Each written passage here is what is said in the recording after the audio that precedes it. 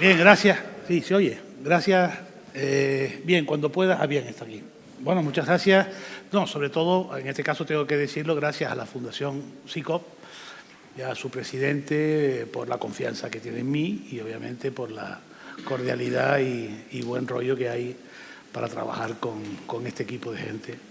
Y invitar, obviamente, a todos a seguir participando con el SICOP en el futuro, obviamente. Además está muy bien porque yo terminé de presidente de Uniscape hace muy poco, aunque sigo tal, y ahora me he incorporado al SICOP, o sea que parece una continuidad ahí que está bien.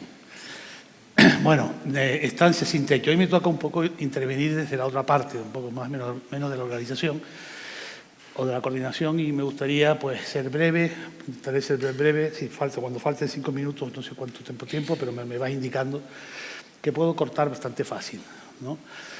Porque voy a mostrar, como siempre me pasa a mí, siempre intento mostrar muchas cosas, pero después voy reduciendo, ¿no? Y muchas veces me quedo demasiado corto, ¿no? y eso también está mal, ¿no? Entonces, esta vez he intentado pues no quedarme demasiado corto, pero sí tener la posibilidad de cortar cualquier cosa en cualquier momento, que yo creo que eso es más prudente, ¿verdad? Porque las cosas que se dicen con 3 o 4 palabras a lo mejor se entiende bien, o con 3 o 4 minutos se entiende bien.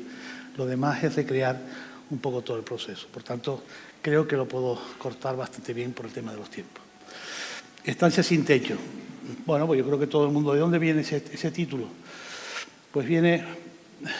Hay un texto muy bonito de Barragán que no se llama así, que se llama Espacios sin techo. Y él define toda su arquitectura, sobre todo en 2 proyectos.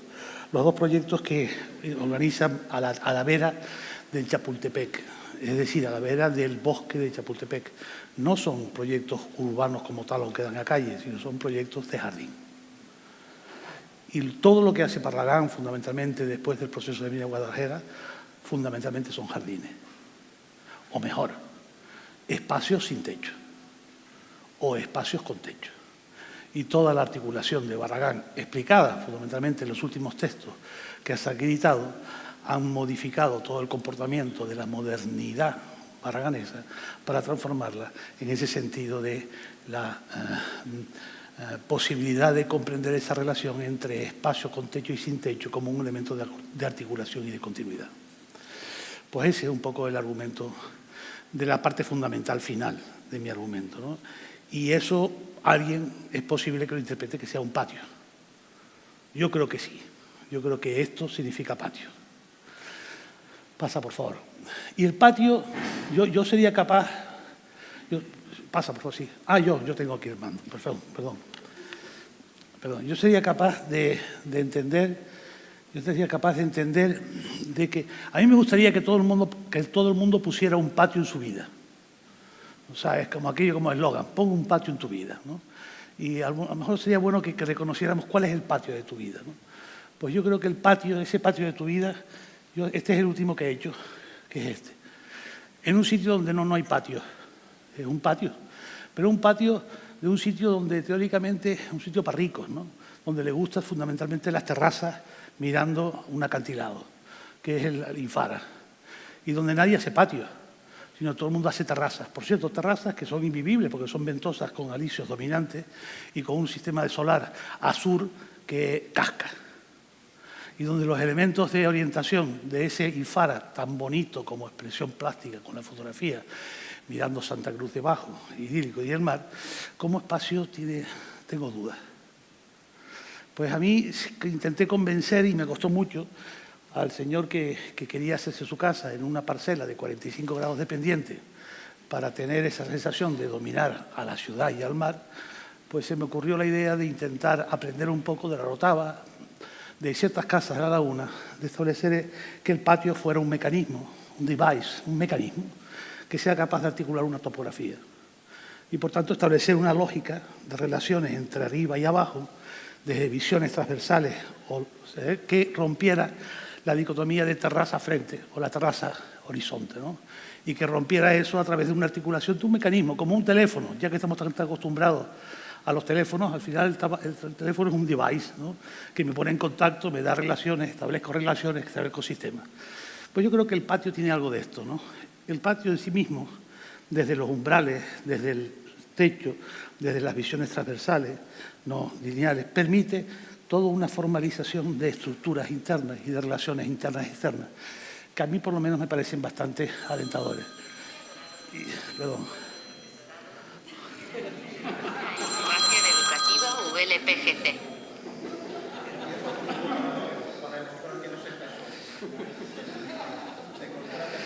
Si les cuento por qué me llama, para que vean que ustedes, me tuve que interrumpir, perdón, un paréntesis, tuve que interrumpir y no poder ir a tomar una copa o una cerveza con ustedes, porque justamente en ese periodo, desde que terminamos aquí hasta empezar ahora, tuvimos que decidir una contratación de un profesorado para la universidad. Y tenía que ser como máximo el lunes, estar aprobada por los departamentos apropiados, porque si no se perdía la plaza. Y entonces esta es la vicerrectora, que espero que no me diga nada malo para poder... Perdón. Perdón. Entonces ese mecanismo es este que está en obra. Bueno, hemos terminado hace un mes. Es una cosa rara, es un mecanismo, pero que de repente se abre por varios lados y va articulándose hasta llegar pues, a ese lugar idílico donde la gente quiere estar teóricamente mirando al mar. Tiene 2 plantas de 3 plantas, pero en el fondo es una planta, lo que pasa es que está articulada con 2 niveles, ¿no? Con 3 niveles. Y al final estamos hablando de 5 niveles, ¿no? Porque, claro, van articulándose por una pendiente de 45 grados y toda la pendiente final, que es un plano, es todo un jardín en pendiente con un sistema de árboles que está creciendo, como vemos aquella palmerita ya allí que va creciendo. Pues bueno, pues este mecanismo patio, el poner un patio en tu vida significa reconocer que el patio tiene un valor en sí mismo como proyecto. Por tanto, es una decisión proyectual. Nadie me impuso un patio. Yo tengo la suerte, por arquitecto y como proyectista, de poder convencer o no, o de articular un discurso. Me puede salir muy mal, hombre, puede salir horrible, o sea, puede salir... Pero a mí me ha gustado, cómo ha quedado, incluso con un sistema estructural bastante complicado para intentar buscar esta transparencia. Bueno, en fin, no lo voy a contar porque eso ya lo contaré otro día del proyecto. Pero la idea un poco era comprender que esta casa intentaba reflejarse como una fachada muy clara, muy cerrada hacia norte, ¿no? Donde se entra por esa puerta transversal y con estos ciegos en forma de continuidad, por la parte sur muy abierta hacia el sur pero separada y con un patio microclima que lo que permite es que tanto los alisios o los cambios nortes, que ahí se producen muchísimo, crear en ese espacio un espacio de vida al aire libre, cosa que de otra manera sería imposible. Yo he vivido en Ifara, bueno, mi hermana vivía en Ifara hace mucho tiempo y créanme, es un sitio paradisíaco, estupendo desde el punto de vista visivo, desde el punto de vista vivencial, con respecto a los cambios de la edad, no es tan convincente. Sería un disparate que el documento urbanístico pusiera que hay que hacer patios, ¿verdad?, en Ifara. Sería horrible, ¿no?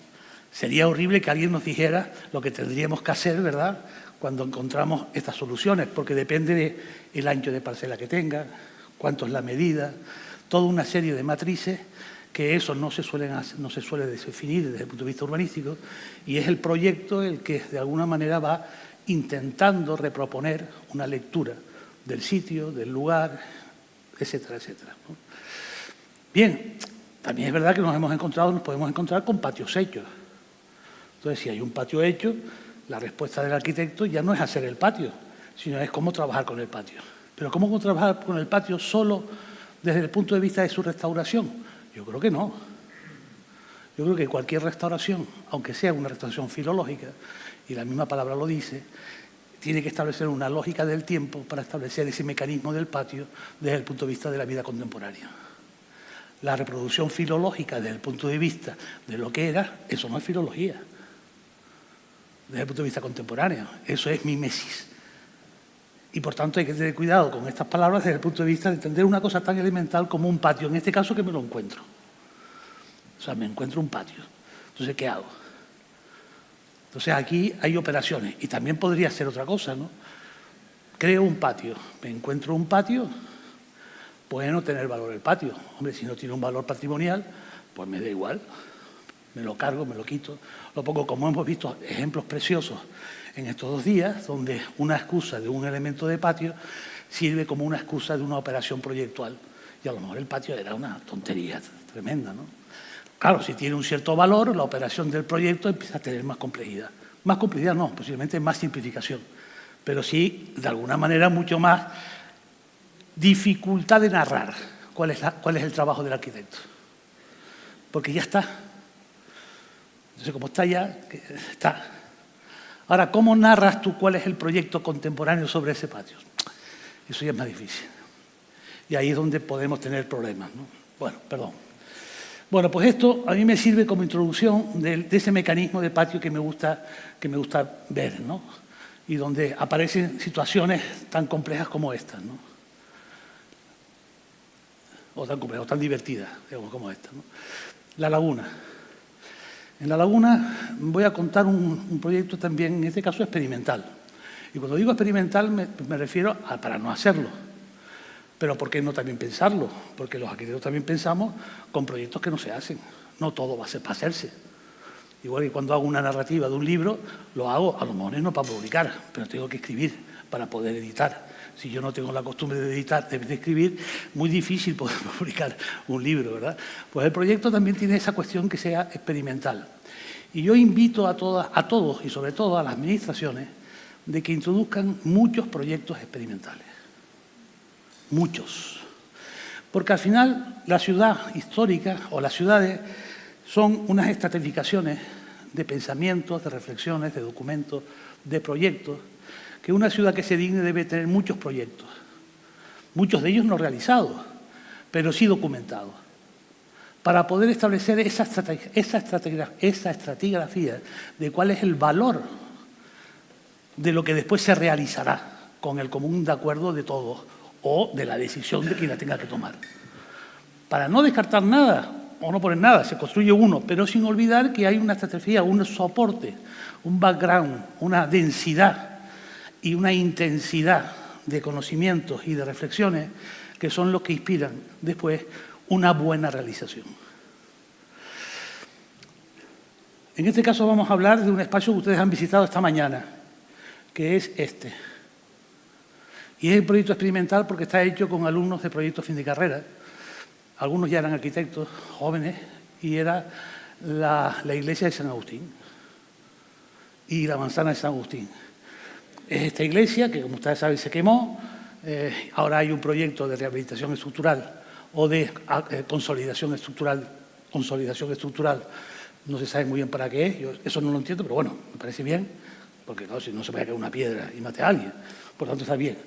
Pero es un espacio que evidentemente es mágico porque está sin cubierta estatal y yo tengo la suerte de que ayudé mucho a los belemitas, que es un convento que está al lado, porque tenían un problemón tremendo estructural, y saqué estas fotos hace muchos años.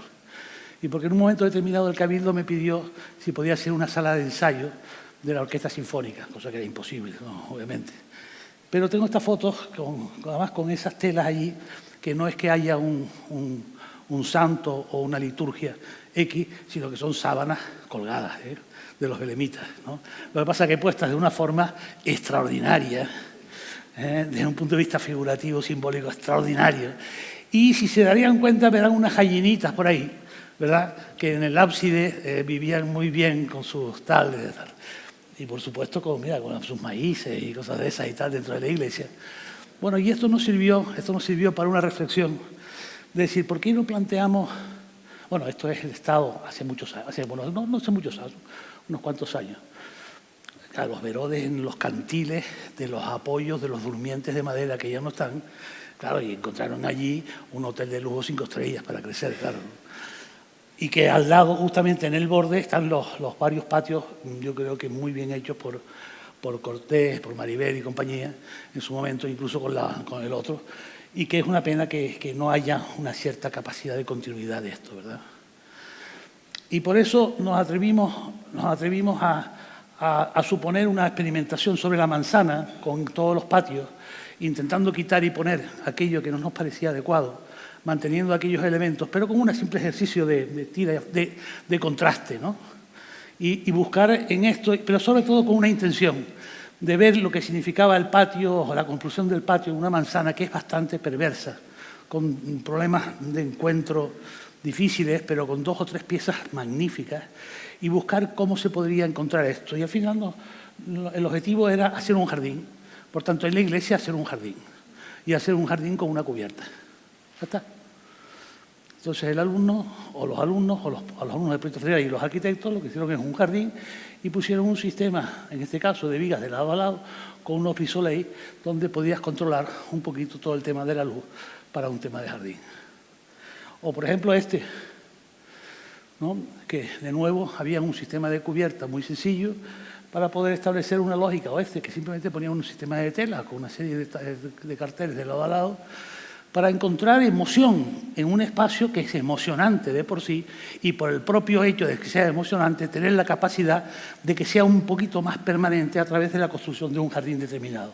O un jardín que podía crecer con unos empaquetados de madera que podrían subir, pero que a su vez podrían salir en cubierta, de tal manera que el jardín trepante podría subir a través de las maderas y podría ser y florecer por encima de la catedral como un elemento nuevo del jardín. O pues ya más tectónico y más le corbuseriano y más canónico, pues repetir la fachada lateral de Ronchamp de Le Corbusier en el techo, pero ya como un ejercicio más de alumno, ¿no? más de voluntad tectónica.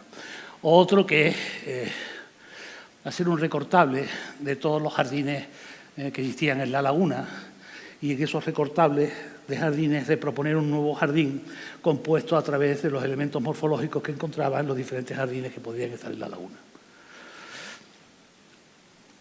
O incluso un techo blanco de tela y con unas estructuras de flores trepantes que harían una continuidad de flores trepantes en este espacio bucólico de la iglesia. Bueno, estos son proyectos experimentales y es una pena que no entendamos que los concursos muchas veces no se deben de hacer. Si lo que hay que hacer son proyectos experimentales con capacidades de pensamiento y de capacidad de opinar tal. Y si se hace un concurso es porque tiene que haber una confrontación intelectual de ideas, pero que los vea el público, cosa que hoy día es imposible. Hoy los concursos se hacen exclusivamente para ejecutarse y nos piden una cantidad de tonterías que yo no las enseño, desde luego. O sea, un alumno que sale de arquitectura y se presenta a un concurso de la plataforma pública de cualquier administración del Estado no sabe hacerlo, porque nadie se lo enseña. Y yo, en mi plan docente, nadie me dice lo que tiene que hacer un concurso. Y le piden una cantidad de tonterías, construcciones, proyectos, tal, que eso no se da. No se da. No, yo lo desconozco en cualquier plan docente, pero no en España, en el mundo. ¿Por qué nos empeñamos en hacer eso? O sea, ¿cuál es el motivo de hacer eso si resulta que lo que estamos enseñando como educación es lo contrario? Bueno, por tanto, el proyecto experimental en el sentido de eso, de confrontación de ideas, de ser capaces cualquier persona de establecer una relación. Nosotros tenemos la responsabilidad de hacerlo, de construirlo, de proyectarlo, de rendirlo visible, de rendirlo con una narración determinada, simple, sencilla, para que lo entienda yo creo que todo el mundo, y después debatirlo y después, oiga, pues tomar una decisión, los que tengan que decidirlo, y ver la fórmula de llevarlo a cabo o no, o de llevar a cabo otra cosa diferente, ¿verdad?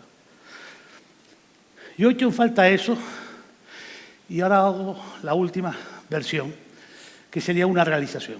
O sea, por tanto, igual que al principio, paso del punto experimental y paso a un tema de experimentación privado desde el punto de vista del estudio nuestro. Y es una casa de la laguna, que está situada, que es esta. Esta es la casa, esta es la situación. Muy cerca de la Plaza del Cristo, justamente entre la calle Villana Tavares de Cadas y San Juan. Y este es el levantamiento, bueno, uno de los levantamientos que hicimos, tanto de la métrica tectónica como de la métrica natural. Estos son todos los árboles que existían, con las cotas de referencia, igual que un muro, pero es la cota del árbol donde está, la sección del árbol, la cota de la cúpula. ¿Por qué? Porque un árbol también tiene una forma determinada de percibirse, igual que una planta de un edificio, igual que todos los muros laterales. Estos dos muros laterales son del 600, lo primero de la casa, no está catalogado. Es espero que no lo cataloguen nunca, porque me fastidian, ¿no? Pero yo, el proyecto nuestro, entendía que ese muro era valioso para el proyecto. Y de hecho, no solamente el muro, sino aquí está todo el sistema de serpentín de agua, de regadío, de que hacía este jardín, ¿no? Que era a través de este aljibe, salía por esta sequía, aquí había una cadena de distribución y regaba desde la cota superior hasta este lado y a este lado. Pues simplemente haciendo un levantamiento de las cotas de nivel de ese espacio, sabías cómo iba a funcionar todo el sistema. Porque si esto se llama calle, esto, o sea, esta de aquí, esta es la calle, esta es la posición de esta calle, de esto está prácticamente a 85 centímetros de alto. ¿Por qué? Porque esta calle no está como está ahora. Era una curva que el punto álgido estaba justamente en esta casa. Que hay un callejón al lado, que es este, que sería este pequeñito brazo que sale. Y que este callejón pequeñito daba a esta huerta. Pero fíjense que la casa está cerrada a la huerta, solamente con una puerta minúscula, que sería esta. Es raro que una huerta, con las medidas que tiene esta huerta, no tenga una disposición para que maquinaria, productos, etcétera, pueda entender una vinculación con la casa, siendo el mismo propietario. Pues no, yo no tenía ni idea de esto, ¿eh? A mí nadie me contó esto. Esto es solamente viendo y haciéndote preguntas. Porque son las preguntas que yo creo que los arquitectos tenemos que hacernos. ¿Por qué está qué medida? ¿Por qué tiene esta medida? ¿Por qué está esto más alto que? ¿Cómo se separa? ¿Por qué no tiene una relación? ¿Por qué hay una escalera aquí que no está dentro de la casa, sino que está... ¿Por qué aquí no hay patio? Si en cambio hay una construcción de 3 adosados y todos de chapa metálica, como un continuo adosado de chapa metálica en continuación, como si fuera un elemento de cuerpo en L, teóricamente sería en L, sin embargo está todo construido. Cuando la primera crujía sería, las 2 primeras crujías hasta aquí, en la casa del 600, que es lo que está catalogado, que ahora lo veremos, y los otros evidentemente son acumulaciones de vamos a hacer el comedor un poquito más grande, vamos a poner la cocina al fondo porque coño de tal. Pero lo principal de esta casa, que era esta relación de estos 2 sistemas, ya no existía ni en origen, porque toda esta huerta se disponía a partir de esta entrada, que era donde entraba el camioncito, el carro o el buey o lo que fuera. Y por tanto, es una casa que eran 2 hermanos, esto es falso, ¿no? Pero yo lo cuento por dos hermanos, que uno se llama Manoli y otro se llama Manolito. Entonces los 2 vivían en la casa. Entonces Manolo no le gustaba el campo y Manolito sí le gustaba el campo. Como Caín y Abel, más o menos. En el fondo Caín y Abel lo que hacen es paisaje, es decir, uno hacía muritos, ¿verdad?, en el terreno, ¿no? Y otro lo que hacía pues era pues, cosas raras, ventas y comercios y cosas de esas, ¿no? Pues lo mismo, pues así es la sociedad, ¿qué va a hacer? Muy bien. Pues entonces Manoli, pues resulta que a lo mejor le gustaba pues entender por qué los limoneros se concentraron aquí.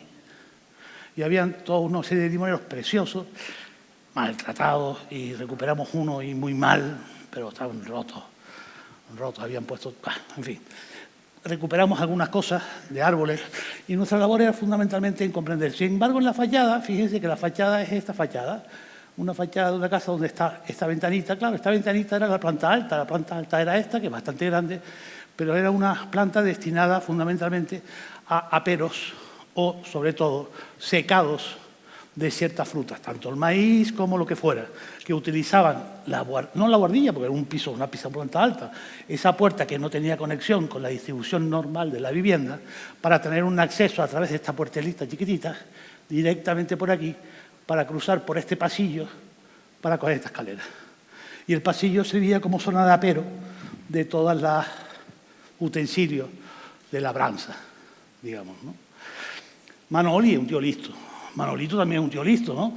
Él se hizo su despacho a través de entender esta calle que es así, que esta calle viene así. Se hizo esa puertita, se hizo su despacho y todas las dependencias detrás estaban en la primera y en las crujías sucesivas. Por tanto, era un hombre relacionado con la calle y la puerta era para acceder a su despacho, en primer lugar. Un hombre que vendía, que comerciaba.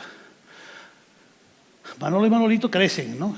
Y se van desarrollando, se van, y de repente llega un propietario que quiere comprar esto, y quiere encontrar la huerta y quiere encontrar todas estas cosas. Claro, esto está aquí, justamente en un sitio. Claro, y lo razonable sería comprender que esto que está aproximadamente aquí está justamente en un núcleo que, si lo vemos más claramente en un proceso de continuidad, vemos como el patio o la huerta, hay una deformación completa en la ciudad a través del eje, fundamentalmente de dos calles, donde aparecen sistemas de patios completamente de geometrías diversas. Tanto que en la parte final, que sería la zona más exterior, justamente donde está la Alameda del Prado, Plaza del Cristo, etc., el patio se convierte en huertas o en espacios internos residuales más a la forma que dijo Machado en el 58, y no como agregación continua de patios en la parte central, como lo vemos aquí. Es decir, las dimensiones de esta parte de aquí, como ustedes pueden comprender, muy poco tienen que ver con esta, y muy poco tienen que ver con esta, y muy poco tienen que ver con esta, en una representación simplemente del espacio libre. ¿Cuál es más importante? ¿Una de Ciudad Jardín o esta de aquí o la de en medio? No lo sé. El valor patrimonial es precisamente entender cuáles son las diferencias que tiene eso. Otra cosa es los grados de valoración que le demos desde el punto de vista de actuación sobre ellos. Pero hay muchos ejemplos, tanto aquí como allí o en las partes intermedias, que hay que tener cuidado y un respeto también de tratarlos, ¿no? Esto sería la producción del agua. Es decir, el nivel freático mayor en épocas pluviales, la laguna era una laguna, tenemos un canal de desagüe que está justamente aquí de la laguna. Todo esto sería la invasión del agua en datos puntas con respecto a una determinada marea, si se produjeran mareas y no tuviera la evacuación suficiente para hacerlo. 5 minutos nada más. Pues venga, vamos allá.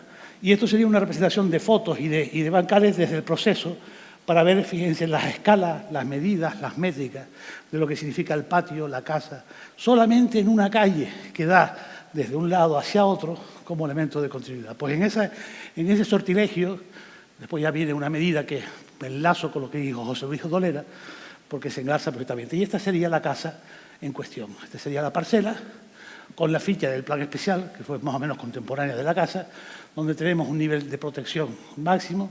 Se puso un patio que no había y que yo propuse en aquel momento con un diálogo correcto con la tal. Digo, mira, a mí me gustaría separarme lo que tenga valor patrimonial con un sistema de patio, que me parece lo más lógico. Después, en vez de poner las chapuzas esas, hacer un cuerpo edificado, dejar un ámbito de actuación y un jardín. Aquí se entendió mal. Todos estos árboles los planté yo. Y sin embargo, en el plan especial dicen que es para proteger. Y los árboles donde estaban plantados eran aquí en lo amarillo, y me dicen que ahí sí puedo construir. Bueno, eso fue un error. Pero bueno, es normal y corriente, se corregirá, o todas esas cosas. O no, da igual, vamos. La solución fue intentar buscar. Y aquí, como ven, está el garaje de entrada, o la puerta de entrada, más que puerta de entrada, que abastecía la huerta, donde entraba Manoli. Bueno, el proyecto que nosotros planteamos, estas eran las casas en su momento, estaba completamente destrozada. Mi hija, que se mudó allí con 2 años, me parece, la llamaba la casa de los gatos, porque habían 10 gatos viviendo dentro. Y tuvimos la suerte de que se mantuvieron viviendo allí mucho tiempo hasta que trajimos un perro. Entonces ya fue aquello. Pero bueno, era divertido, y todavía ahí los gatos son... Bueno, una casa... Digámoslo con sinceridad, es una casa triste, pero auténtica. Es muy triste, pero auténtica. Tiene todos los valores de autenticidad, ¿no? La puerta un poquito más protegida por aquel señor comercial. Las ventanas no excesivamente buenas. El mampuesto este es terrible porque era una ventilación mínima, porque no necesitaba, porque era el secadero y cuanto más calor mejor. O sea, pero auténtica, ¿no? Lo difícil es saber cómo evoluciona esto, ¿verdad? O por lo menos cuál fue la intención nuestra. Es muy fragmentada, no hay una lógica compositiva. No podemos decir que sea una fachada con unas características morfológicas basadas en sistemas de ventanas rectangulares, con eso de guillotina. No, es una estupidez, desde el punto de vista como una catedral. Y cuando digo estupidez me refiero no porque lo hayan hecho, que no lo ha hecho nadie, sino porque no es identificar el verdadero valor de la casa, que no está en esa característica formal, sino en lo que era, propiamente dicho, ¿no? Bueno, o incluso cuando lo vemos en compañía, como normal, cuando está en compañía vemos la heterogeneidad que existe entre cada una de ellas, ¿no? Estamos hablando de una calle bastante interesante, que es Cabrera Pinto, ¿verdad? Donde evidentemente hay casas interesantes, muy domésticas, afortunadamente, pero donde hay una heterogeneidad grande y por tanto me parecía muy bien ese grado de heterogeneidad que existía allí. El nivel de conservación, como pueden ver, no hace falta ni que lo mencione, ¿no? Era terrorífico. Tenía de todo. Tuvimos que prácticamente quitar todos los muros hasta el primer forjado, donde estaban empotrados, el techo estaba completamente destrozado. Y sin embargo tuvimos que reproducir estructuralmente lo que había, cuando ya ni siquiera la madera ni siquiera estaba toda corrompida. Rescatamos fundamentalmente algunos de los travesaños que están aquí para hacer el forjado intermedio, que se conservaba un poquito mejor, pero el resto pues más o menos y tal. Y aquí ven un poco los restos del jardín, o sea, la transparencia un poco del jardín. Sigo. Bueno, lo mismo, cuando decapamos todos los muros nos damos cuenta de cómo está hecho, etcétera, etcétera. Todo lo que ustedes saben que no voy a contarles. Y aquí se ve pues cómo estaba el jardín también bastante destrozado. Las palmeras esta nació espontáneamente. Habían 3 palmeras muy chiquititas cuando yo entré. Hoy día, creo que habrá una foto ahora, ya verán la inmensidad de las palmeras. Había un nogal estupendo. Está el primer aguacatero que se planta en Canarias, que mide 22 metros de alto. Existe un choricio, una choricia, que como saben la choricia tiene una habilidad, que es que protege a los que están alrededor. Y por tanto les gusta proteger, le quita el agua si no lo necesita, le da un poquito más de agua. Y bueno, pues un jardín también hay, o un bosque, o esto también tiene sus cosas que yo creo que honesto también, entender que tiene un valor. Yo no me atrevo a decir patrimonial, pero valor desde luego creo que lo tiene. Y estos son algunos rescates que yo estaba haciendo, que hicimos, ¿no? Que es, por ejemplo, las acequias estaban destruidas, este es el pozo de acequia de distribución, lo pusimos, estaba en alto a esta misma cota, y construimos la tajea para llegar otra vez de nuevo y que a partir de aquí se distribuyera a través de este punto y este punto con una serie de canales. O rescatar el muro a través de los verodes, que eso ya nos está funcionando mal y ya tenemos que quitarlo porque está descarchando muchísimo el lodo de tierra, ¿no? y reproducirlo es difícil. Bueno, la casa Manol y Manolito, por tanto lo que hicimos es que ellos llegan a un acuerdo y dicen, pues vamos a vivir juntos. No es verdad, pero lo narro así.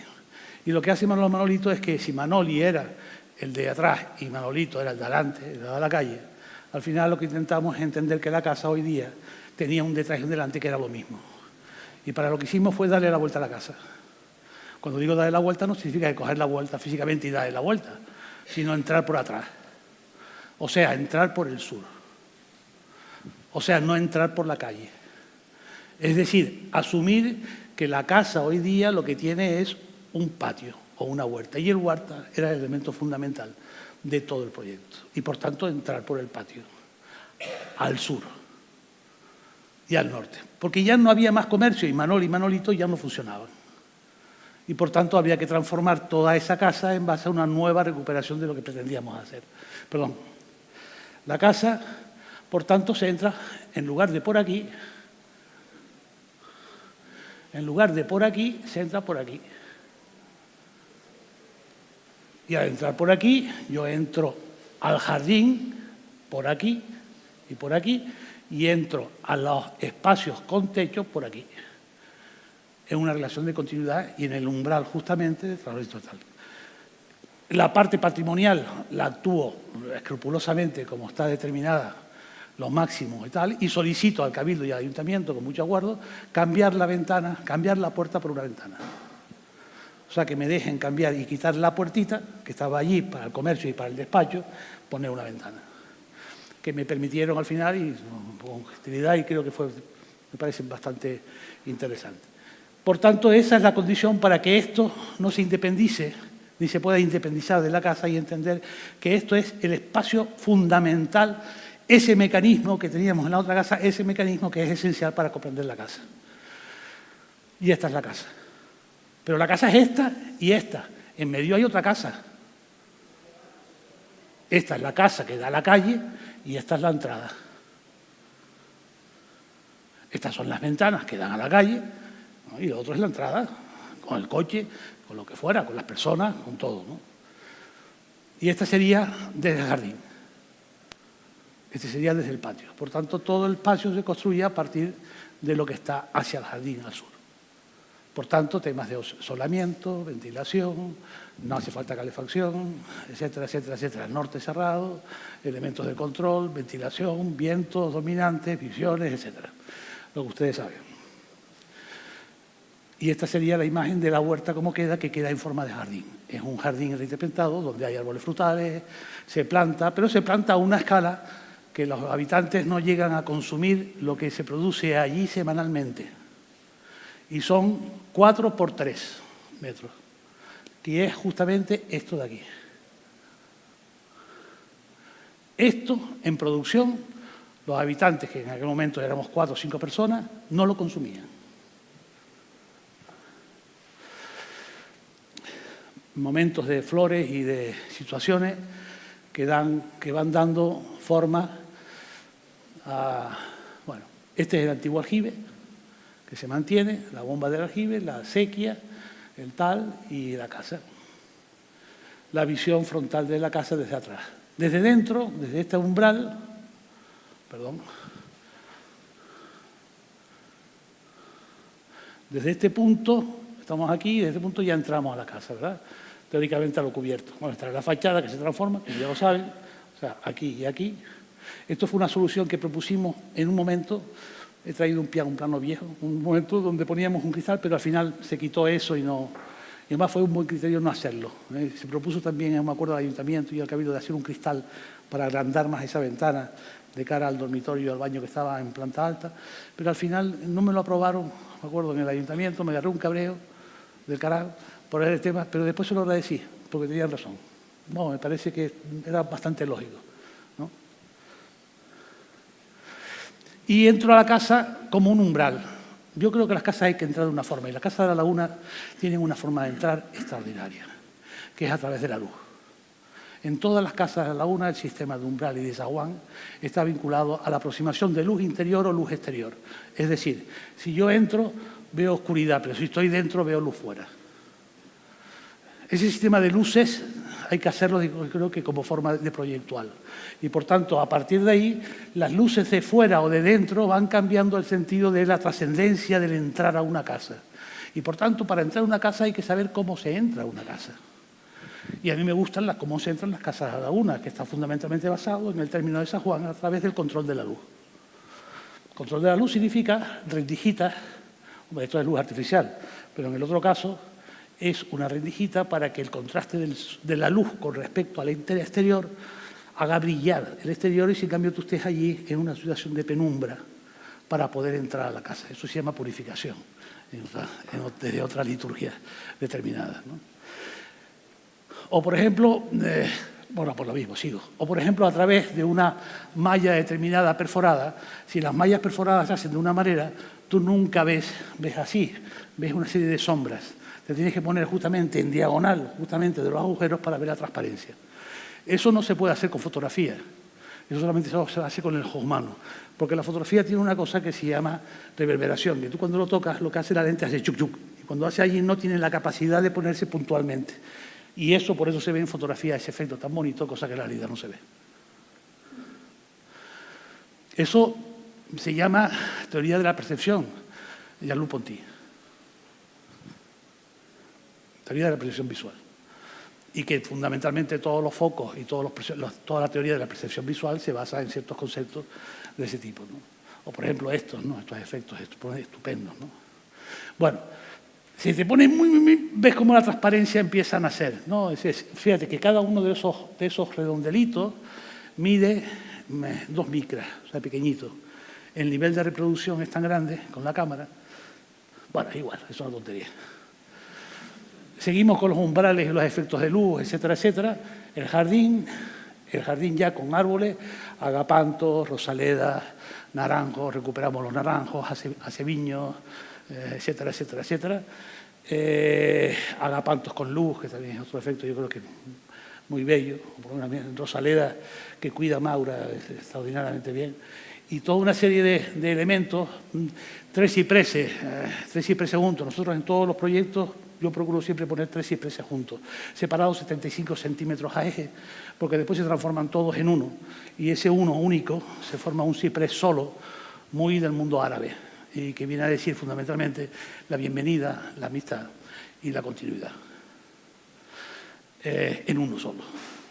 Siempre a la izquierda, no lo pongan nunca a la derecha. Bien, flores de mundo, naranjeros, pero cosas que van cambiando, han ido muriendo, han ido tal, se han cambiado, hemos puesto ciruleros, bueno, en fin. Y toda una serie de cosas, como escaleritas para ir al aljibe o para formar terrazas superiores, para llegar a los diferentes niveles que tiene la casa. Esta es la lloricia, estupenda, estupenda. Hasta llegar a los diferentes niveles a través de varias escaleras, porque no hay solo una escalera, sino varias escaleras van pues montándose una sobre otra hasta llegar a la parte superior. Entrando con los 3 niveles, hay 3 niveles, la cubierta, la planta intermedia, que hay una gran terraza, y la planta baja prácticamente lo que estaba construido. Y se organiza así. Esto es la casa patrimonial, prácticamente igual, salvo esta cosa que antes no estaba, sino que era un cuarto pasante, ¿no? Y esto, que es la lámina esa de la nueva cubierta, de 4 orejeras de acero, con unos sistemas de lamas metálicas de aluminio que tienen la oscilación correspondiente. Y todo esto de cristal. Todo esto es puro barro, piedra, madera. Todo lo otro es un elemento de vaso de cristal invertido, mirando al cielo, incluso el techo, ¿no? Por eso está esta cubierta. ¿Por qué? Porque es como el sombrero. A mí me gusta mucho el cielo de la laguna. El cielo de la laguna es especial, incluso cuando llueve, incluso más cuando llueve. Porque tiene primero una luz tremenda, pero sobre todo tiene un sentido de movilidad de nubes, porque es justamente el paso de las nubes constantes de los alisios entre norte y sur de la isla, o entre norte y sureste de la isla. Y por tanto me parecía muy bonito el establecer como un sombrero, que yo cuando me lo quito, sin visera, ¿verdad?, estoy al cielo. Pues ¿por qué no hacer una parte de la casa con esa apertura para que yo pudiera mirar cuando estuviera trabajando o estuviéramos reunidos, mirar o ver llover sobre el cristal haciendo ruido, ¿no? Que en la laguna es bastante interesante, ¿no? Pues ¿para cómo hacerlo? Pues hacerlo era pues simplemente un sello de cristal a través de un cristal muy especial, bueno, especial tampoco muy especial. Se llama California, no es este cristal exactamente, pero este está muy bien también, independientemente de que está ya gastado hace muchos años. Y lo único que había que hacer es como el sombrero. ¿Y por qué tiene el sombrero? Que tiene una cosita, ¿verdad? Pero tiene una cosa hueca dentro, que tiene aire. Por tanto, si le da el sol, tu cabeza no se calienta, porque hay un efecto determinado. Pues es lo mismo. Yo separé, si esto es el cristal, esto y esto y esto. Aquí está separado 75 centímetros y aquí separado 35 centímetros. De tal manera que hubiera corriente de aire de aquí hacia allá, por osmosis, digamos, determinada. Y que este elemento determinado diera sombra al cristal. Y por eso tiene este volado, porque este volado significa que a partir de las 9:30 de la mañana el sol que está ahí llega a este punto. Y no le da, a partir de las 10 de la mañana, no le da el sol en los paramentos verticales. En este paramento no le da el sol nunca, porque es al norte. Por tanto, aquí lo protejo con el sombrero y aquí lo protejo con el alero. ¿Verdad? Esto significa que esta estancia, en este punto y en este punto, exteriormente hay 5 grados de diferencia de temperatura, medido. Bien, la escalera en la misma posición que estaba, pero la meto dentro de la casa, la metemos dentro de la casa y establecemos los 2 niveles, justamente en el borde donde es la casa patrimonial con los muros gordos. Digamos, con los muros gordos y con las dependencias exactamente iguales prácticamente de la distribución. Es decir, yo entraría, está en la planta alta. Aquí abajo entraríamos justamente aquí, esto es un gran salón o un gran salón cocina, llegamos por aquí y aquí estarían los dormitorios en la parte trasera. Aquí lo ven mejor. ¿Ves? Aquí lo ven mejor. Esto sería todo esto del salón. ¿Esto qué es? Una estancia con techo. ¿Y esto qué es? Una estancia sin techo. Toda la geometría del jardín y de la casa hemos procurado que tenga una articulación. Es decir, por tanto, toda la geometría de la parcela no está basada en manoli y en manolitos, sino en una geometría que sea capaz de entender que hay una lógica geométrica y, por tanto, proporcional en cada una de las dependencias de la casa. Por tanto, esto es tan salón como esto, como esto, como esto, como esto o como esto. Lo que pasa es que tienen escalas diferentes y tienen una escala diferente y los mecanismos de construcción son fundamentalmente el patio y el patio.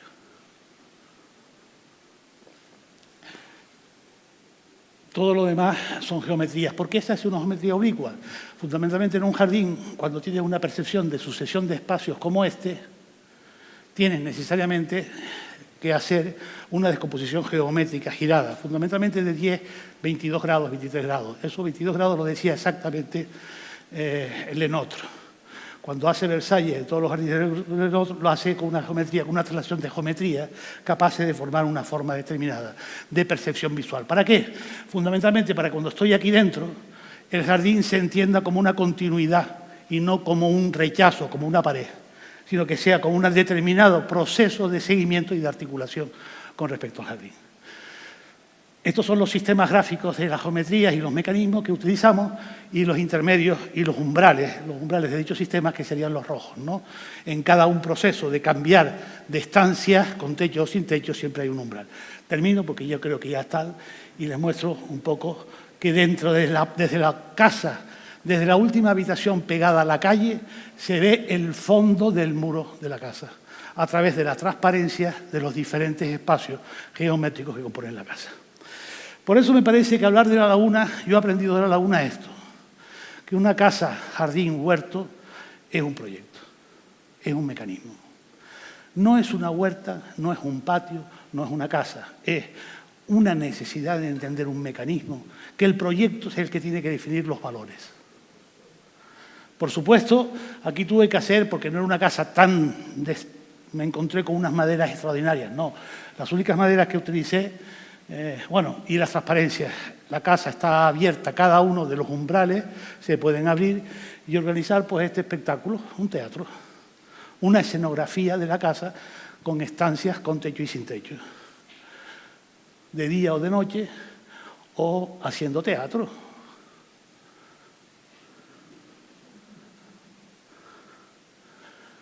O la sucesión de espacios articulados a través de los mismos huecos.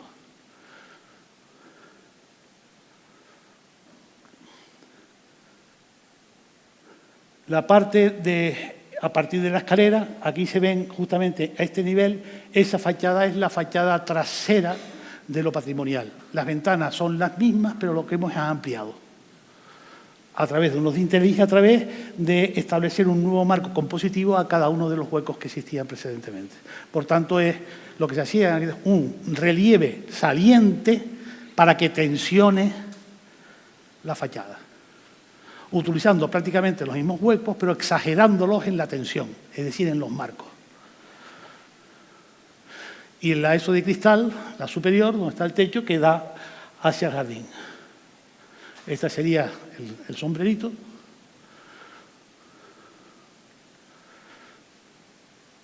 Gracias.